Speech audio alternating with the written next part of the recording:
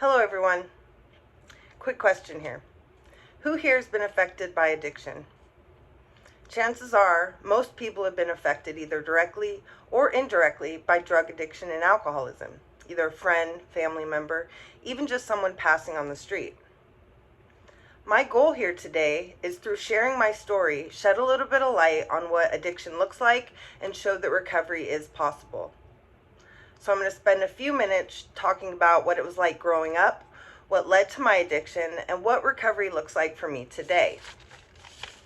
I believe I was born different. I was a little depressed, I had dyslexia, I was very insecure, I craved attention. Even though I had an amazing family that loved and did everything for me that I could possibly imagine, I still ended up being an addict. So it just goes to show, alcoholism and drug addiction doesn't discriminate. It can get any of us. When I entered high school is when I really found my party people. They got me, and by getting high and getting loaded, I had this freedom and I fit in, and it was just an extraordinary experience, and it was really fun for a long time until it wasn't fun anymore. When the consequences set in, it got bad. I started getting DUIs, I ended up in really toxic relationships, and I hurt my family, the family that loved and adored me so much. 23 years I spent out in active addiction. I did things I never imagined I would do.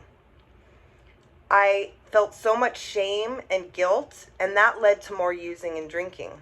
I kept relapsing. Even though I was desperate and wanted to stay sober, I just couldn't. I was in too deep. I even had a cat that I kept with me. She meant more to me than anything in the world. And she died because I couldn't take care of her. That was awful. Just when I'd given up everything and I'd lost all hope, someone got me one last opportunity to go to treatment and get help. September 12th, 2018, the beginning of my journey happened. I had a counselor named Susan, and she never gave up on me.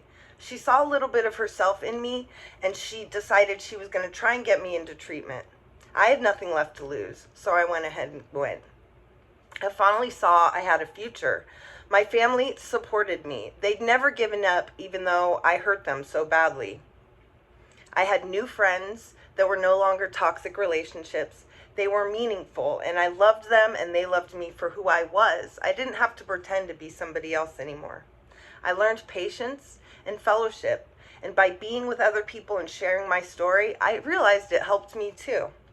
I felt a sense of duty. By sharing my story, I was helping people and their families. I know how it feels to lose everything and have nothing left. So to be able to use my story to help people that feel that same way, it's an ultimate goal in my life today. I finally have a purpose. I get to show what recovery looks like by sharing my experience, just as I am today.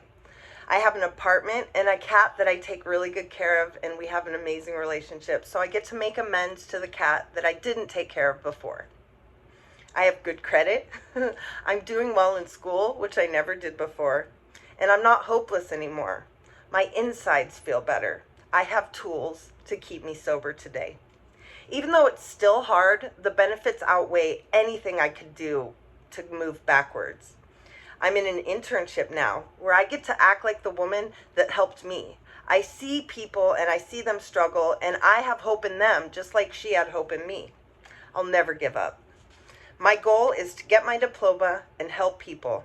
I want to educate at a systematic level and reduce the stigma, because there's still so much stigma about what addiction looks like, and people seem to believe that there's no hope for people like me. Now that I've shared my story, I hope you see that recovery is possible. If you have someone you love, don't give up on them.